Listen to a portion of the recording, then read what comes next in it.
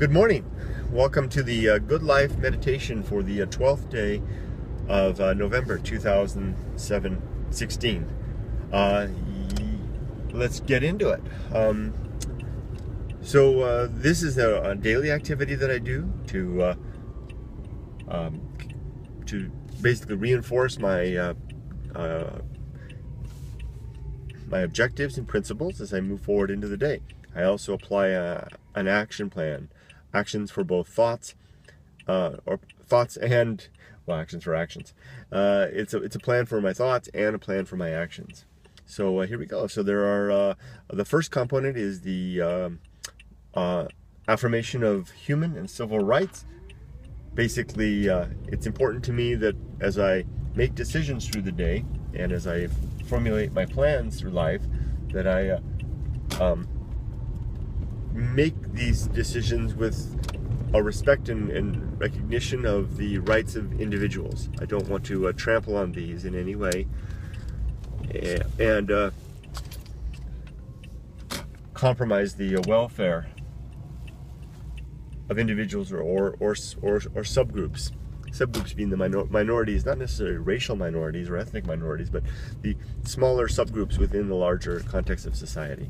So these could be, this could indeed be racial, but they could also be ethnic, religious, towards gender orientation, all those things. 2, the 3 objectives for the day. The first of these is the development and maintenance of good, sound life principles. Let me get my wallet. These are the 9 that I'll come to in just a moment that I use to guide my decisions. And the way I do that is through this very activity. Performing this good day meditation is in a way the fulfillment of the first objective.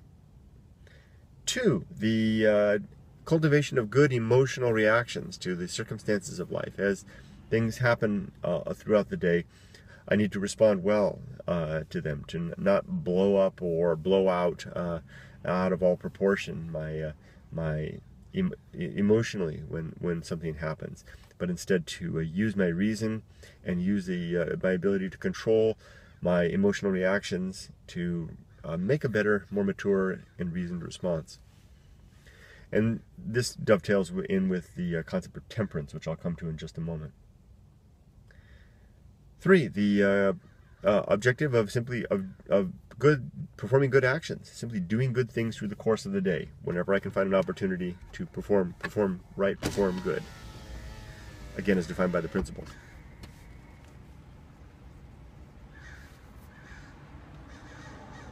Just a sec. Hi there, and welcome to Starbucks. How can we get started for you? Good morning. Hi. Yes, Good morning. Good. Good, thank you. Good morning. Could I please have a venti-sized extra hot latte, please? Of course. Anything else? No, that'll do it. Venti extra hot latte coming up. Thank you. Thank you. Now, let's go on to the 7 principles. The first of these is the principle, the atomic principle. Everything in the universe is made out of the 9 principles.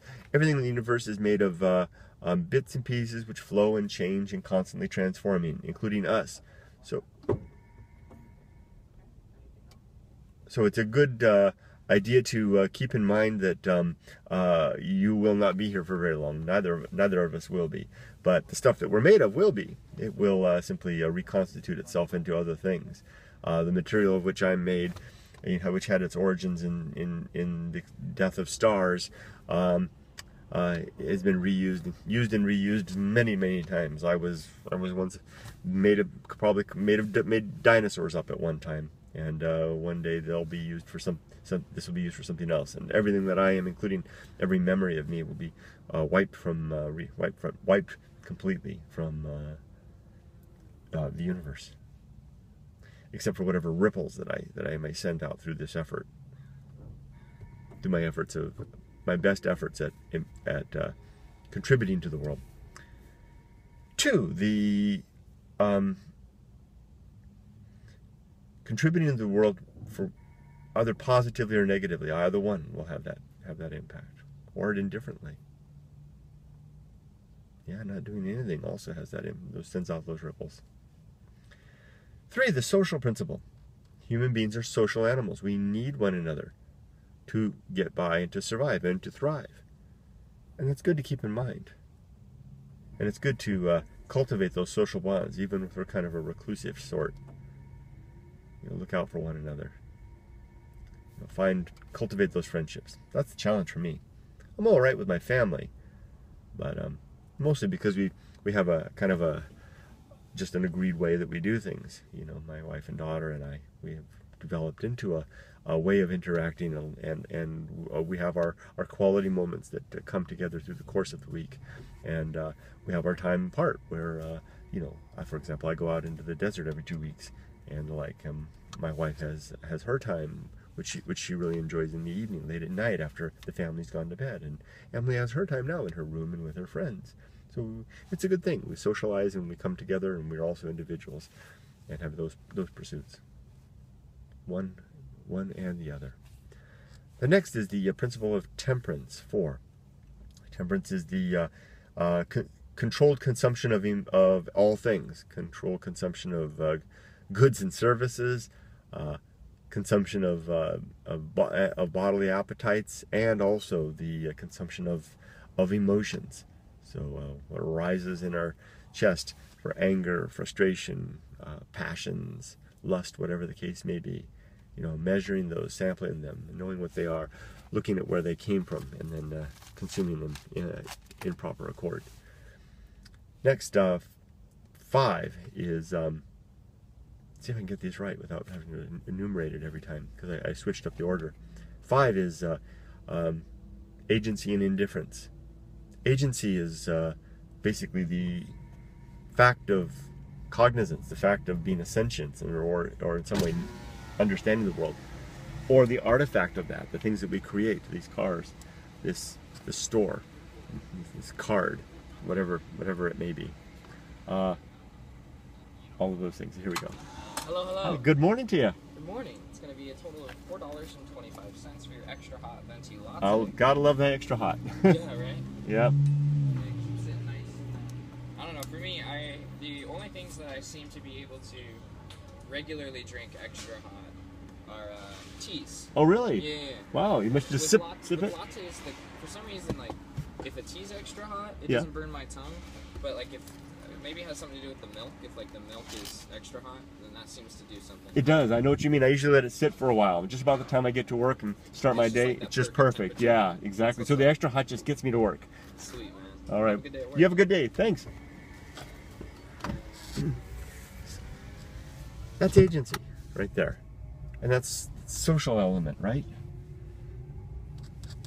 Agency, that comfort that comes from that little bit of brief social interaction, right? I mean, I'm talking to the guy, and I actively try to solicit that, try to put on a smile, a sincere smile, sincere warmth in my voice. This is a long habit of ever since childhood, or maybe it's just part of my nature. Pardon me. But what it is that agency it gives a great feeling, that communication with another agent. It's very comforting. I mean, witness the distinction between waking up on a cold, windy chilly dawn in the desert with no agency anywhere except the artifacts of my own activities, the tent and the things that I bought, the tent, the car, the camping equipment, wherever I've got there. Those are the artifacts of agency. This extra hot latte is an artifact of agency, and it's comforting. Look at the Christmassy things, the decorations. It's comforting to all this stuff, even though it's not a human piece. It speaks to the human part behind it, and that's a really important thing for us humans. Agency and the connection to agency and the reminders of agency. That's why we have photographs and keep photo albums and the like, and keepsakes and all those types of things. So there's agency, and then there's indifference. And indifference is what's left when you strip away all the agency, or all the artifacts of agency, all the suggestions of agency. And indifference is quite cold. Indifference is, by definition, indifferent. And it's what most of the universe is consists of. It's an indifferent place, and it's become an important thing in my life because I spend a lot of time, with agency, given the fact that I like to go alone into wild places, and I'm constantly encountering agency in those circumstances, and it's a very unsettling thing. And I used to struggle with finding comfort out in those places. It was at once alluring and disconcerting. And then when I kind of came to the recognition that this is what the universe is, then a lot seemed to fit into place. I began to see the importance of the connections that we have with humans, and as well as their artifacts. And then I began to see our human propensity, or recognize our human willingness to manufacture agency where none exists. Thus the creation of God and gods, deities, demons, spirits, whatever the case may be. The supernatural world. The supernatural world is our imagination. For at least maybe some things we call supernatural that we'll later find they're there, but we can't tell the difference. The difference between the non-existent and the imaginary is there's no difference between the two. And if it's supernatural, that means it's outside the ability to apprehend in the real world. But anyway, I digress.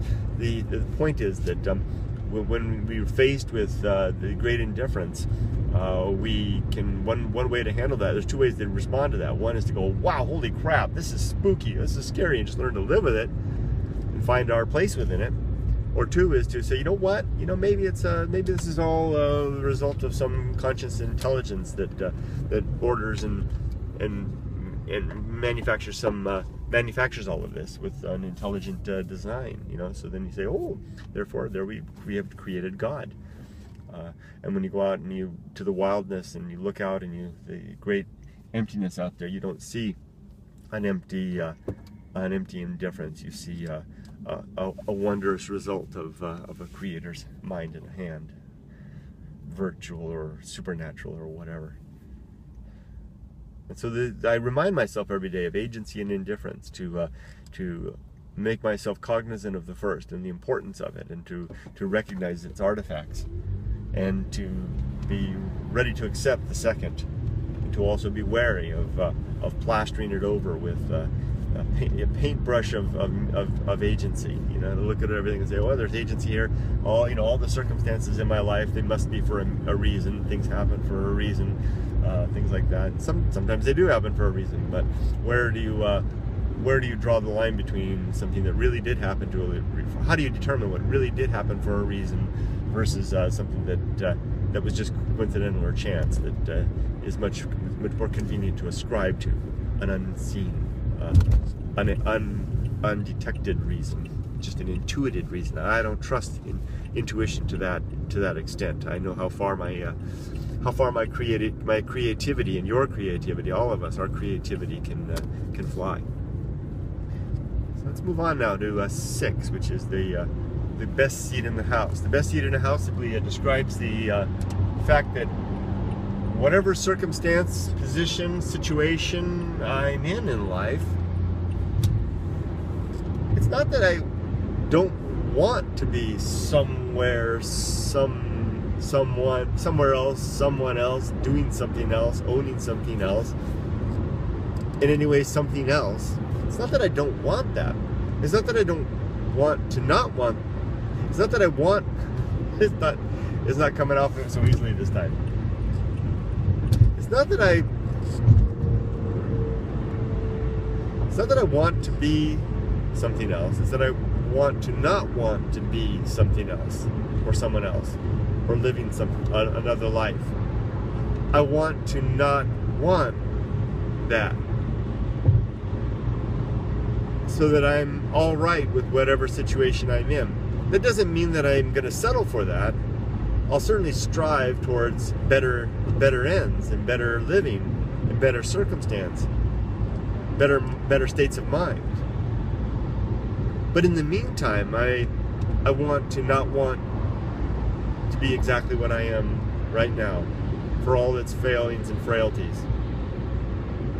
when I can achieve that, I can enjoy and live better through the moments by moments along the way.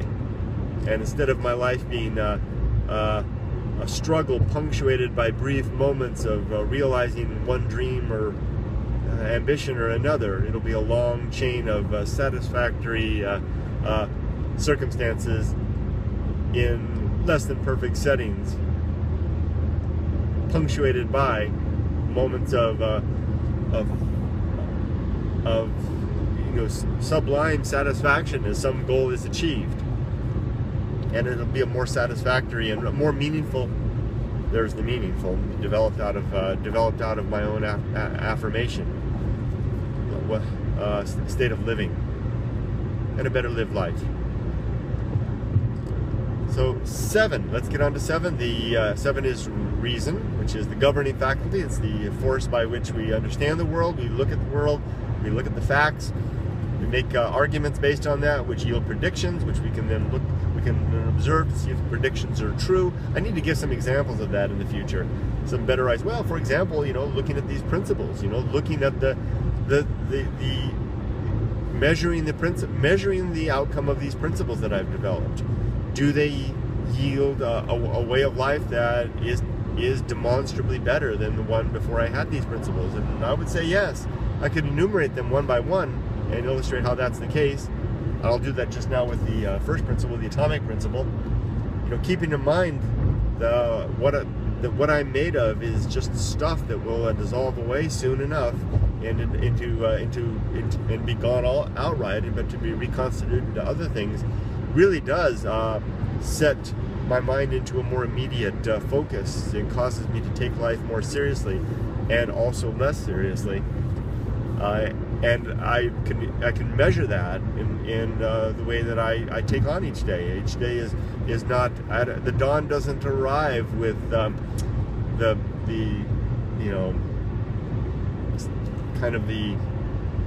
taking it with an attitude taking it for granted, but it arrives with a wow, holy crud, I'm here again, great opportunity, let's make the most of this, because I'm gone before dusk most likely. So I use reason to flesh out the truth behind the world and to make sense of things, in order to order and write my principles.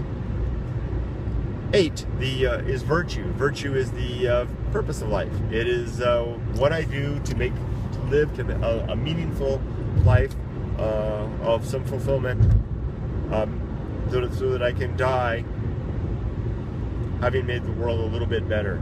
Even though, on the whole of it, in the great indifference, it doesn't seem to matter a whole heck of a lot. But it sure does matter a lot to you and me, to us in the meantime, right? Even though there may be no absolute meaning, there certainly is lots of contrived meaning that you and I can agree upon and refine through time. So, my meaning is found in the execution of virtue, execution of activities in pursuit of virtue. Now, last one, which is oh, good gosh, I forgot it again. I just forgot it. I'm having trouble remembering what I call this one. I wrote it on the back of this book. It's the willful management of time, or willful time management. This is a real important one to me now. This is where I started the morning. I'm doing right now. I'm going to order my plan of action for the day for mind and body. I'm going to get into this in just a moment. It's 2 new pieces that I added. But willful time management is to not just let the days flow like sand, the minutes and the hours flow like sand through my hand, but to hold on to them and parcel them out. Even though I can't control the rate of expiration, the rate at which they pass, I can control what I'm doing, how I'm using my time in between that. And since I started doing this, I can really sense the difference. I'm making more of the day. I'm packing more in and better. And also, both personally and interpersonally and relationship-wise, I'm spending more quality time with my family and worrying less about the things that get in the way of that, like fretting about money or time or even health. Despite how I feel, I summon a smile and a blush of peace and joy to know that I have another chance to talk to my daughter and my wife.